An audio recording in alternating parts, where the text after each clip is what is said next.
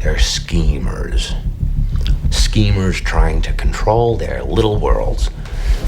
I'm not a schemer. When the chips are down, these civilized people, they'll eat each other. And here we go. Well, hello there, you amazing, beautiful, wonderful people. I hope you are all well on this thirsty Thursday. That's it, baby. It's Thursday. You looking thirsty? I'm going to get straight into the meat and potatoes. Again, you're looking absolutely amazing, and I'm going to get on with this because a lot of you had reached out a couple of questions. You was asking about this special investigation, what is going on, and obviously there was it was stated that perhaps not all of the information released in this recent Dateline documentary was honest, and we're going to just touch on that as well. But first of all, let's find out what is happening in the world of the special investigation. Idaho Statesman, you have to pay to do this, so I've paid so you don't have to. Not all heroes wear capes. So it says, Kohberger case leaks, what happens to Idaho special investigation? And this says, a controversial episode of NBC's Dateline about the Bryan Kohberger student murder case aired just before his planned trial and remains at the center of a court-ordered special investigation into suspected leaks even after the killer pleaded guilty and is serving life in prison. The defense requested the investigation in June, with prosecutors filing a motion in response the same day. According to a case summary records log, both documents were filed under seal, so not released to the public, and followed encouragement from the judge presiding over the case to investigate likely violations of the court's gag order. Fourth Judicial District Judge Stephen Hippler said at a public hearing in May that he was open to appointing a special prosecutor over the alleged violations. The request would include the ability to ask for a magistrate inquiry to obtain subpoena power, Hippler said. After Hippler lifted the gag order, Kohberger 30 was sentenced to consecutive life terms for killing 4 University of Idaho students. Lead case prosecutor Bill Thompson and former Moscow Police Chief James Fry confirmed the interviews with the Idaho Statesman existence of the special investigation into the evidence leaks. In the 2-hour episode, Dateline cited sources close to the Kohberger investigation and revealed previously undisclosed details, some true, others not. A lead investigator in the Kohberger case also told the Statesman. Thompson and Fry both said they supported efforts to discover the source or sources of the case information in hopes of seeing them prosecuted. That inquiry is ongoing even after prosecutors closed the case in the murders of the University of Idaho students, Kaylee Gonsalves, Madison Mogans, Anna Knodel, and Ethan Chapin, Thompson said. And then we go here. There is a special prosecutor, and I can tell you that we are not included or privy to what the investigation is doing, nor is the defense. Is my understanding, nor is the judge Hippler. Thompson told the Statesman by phone. It's being overseen completely independently, and whatever the investigation is doing is confidential. That's what we were instructed by the judge. So it does seem to be ongoing still. Unless charges are eventually filed and someone prosecuted for suspected violations of the gag order, the public is not entitled to information about such sealed legal proceedings. Idaho court spokesperson Nate Pepino told the Statesman. Will we ever get to see anything then? Because this is basically saying unless someone is charged, we will never see. So if you never hear from this again, you know this is yet one other thing that was brushed under the rug. That rug at the University of Idaho has got one hell of a fucking bulge in it. Hippler indicated he believed the perceived leaks came from members of law enforcement, which fell under the prosecution's responsibility not to violate the gag order, which prohibited statements about the case outside of court. But the judge walked back that suggestion in his order that denied the defense's request to delay Kohberger's trial. It could have just as easily come from someone affiliated with Kohberger's attorneys. Yeah, that makes sense, Hippler wrote. Hippler, the biased fucker. That would include dozens of experts hired to assist in his defense. I'm having a hard time thinking that it was one of the investigators or someone in my office who had access to all that material, Thompson said. I guess anything is possible, and if nothing else, I'm hoping that the investigation will be able to shed light on either eliminating or inculpating whoever is responsible. I think it's very obvious who's responsible, and it is law enforcement, based on the fact that these leaks didn't just start when the Dateline episode came out. We are going back months. We are literally going back to while this was being investigated. If you listen to some of the things that Steve Gonsalves is saying in the public, someone was feeding him information well early.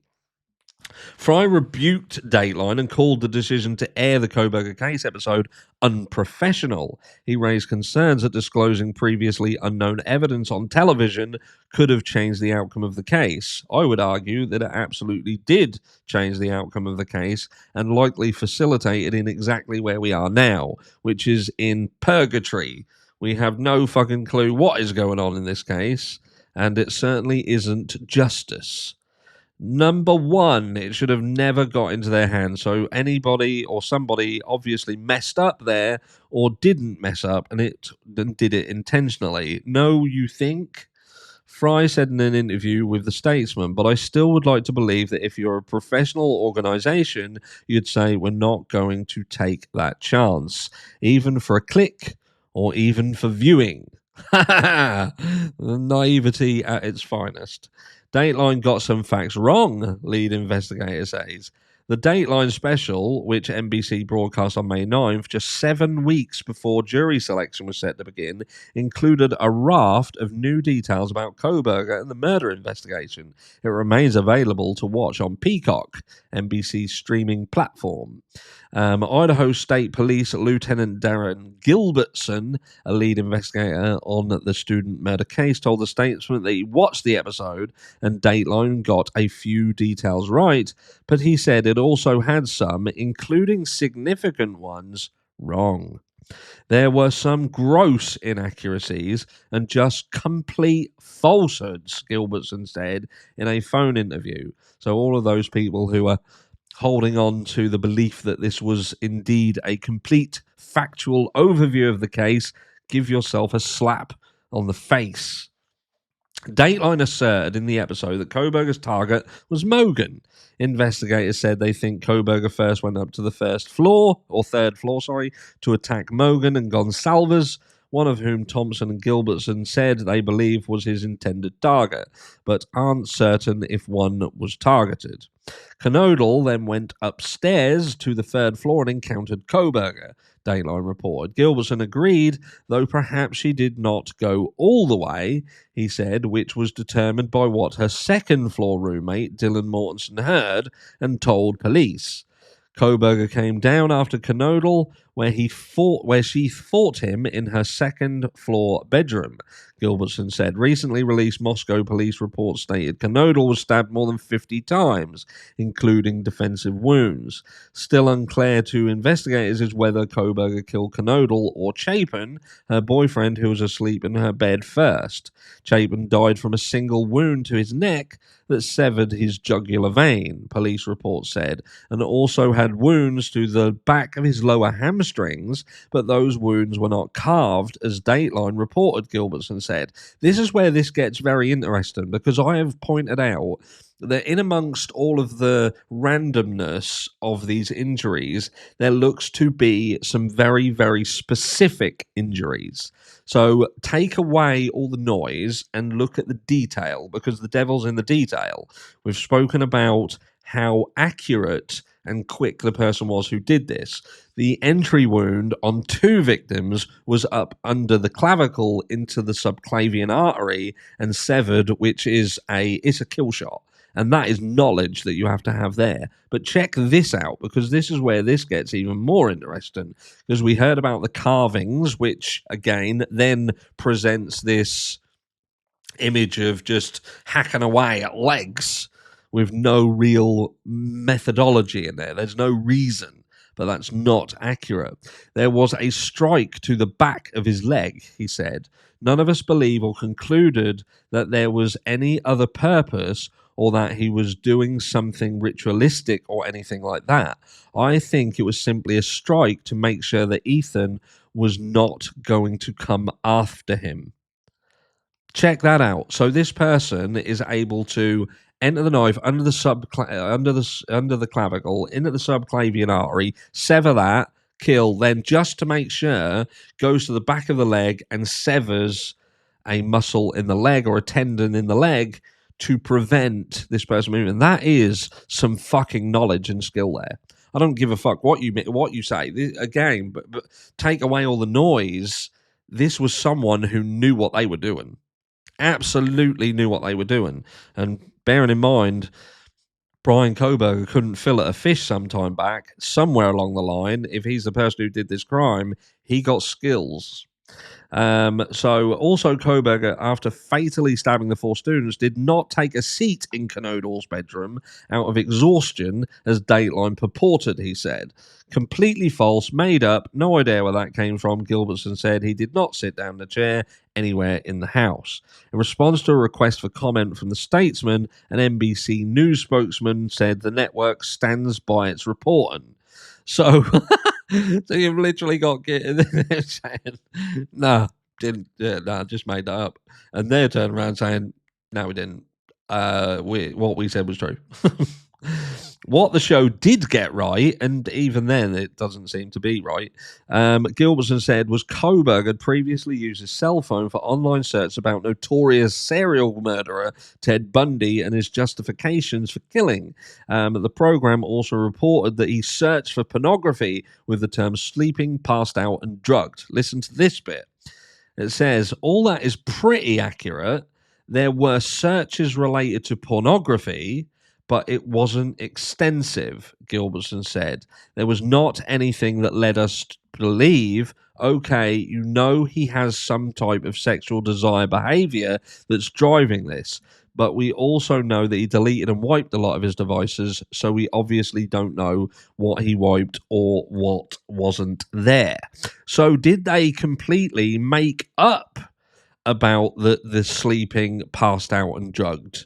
Because they're literally saying on this line that there was not anything that led us to believe, okay, we know, he has some type of sexual desire behavior, which you would conclude that, or consider it at least, had these key points been included in that. But you could say, look, there was related to pornography, but it wasn't extensive. So as Gilbertson's saying, yeah, he searched up porn, but there wasn't really anything else there. So did Dateline literally fucking make that shit up as well? Because make no bones about it, there is stuff that is still being mentioned in messages and goes a long way into making people feel a certain way about Bryan Kohberger.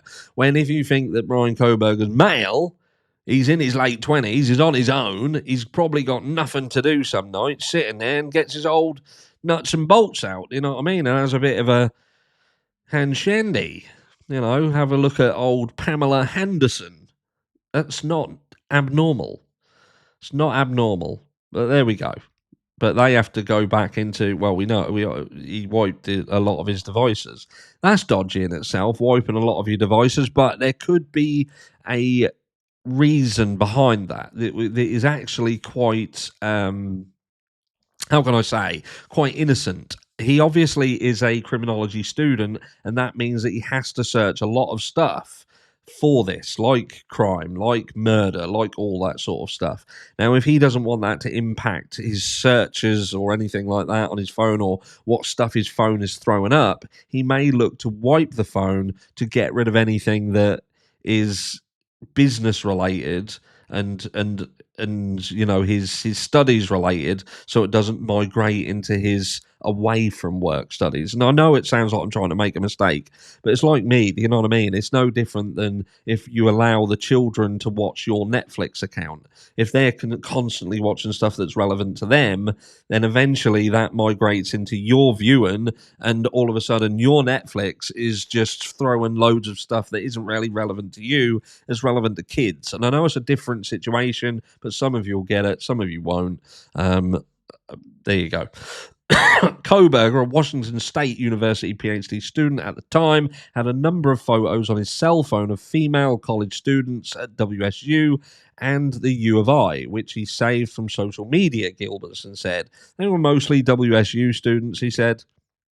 After Kohberger's December 2022 arrest, the police review of his cell phone data, which included the images, investigators contacted the women, Gilbertson said. They responded with shock and disbelief, as any of us would, he told the Statesman. They didn't know him, Gilbertson said. They had no idea, no clue who he was or anything about him. He's a male, surrounded by quite pretty, I would say in some instances, college girls, and he needs some wank bank material. That's what I think anyway. But again, not it doesn't make you a murderer. It's just that some people just can't admit that that's what guys do.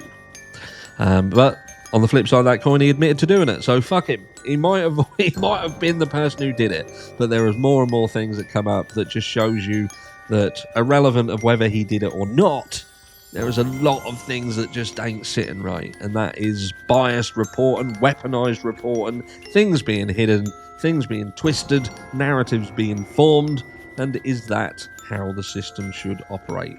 Who knows? Let me know down below what you think, and I will catch you all tomorrow morning. No, later. Possibly. Yeah, keep your eyes peeled. You might have 3 videos today, who knows? You would be lucky. Love you. Mwah.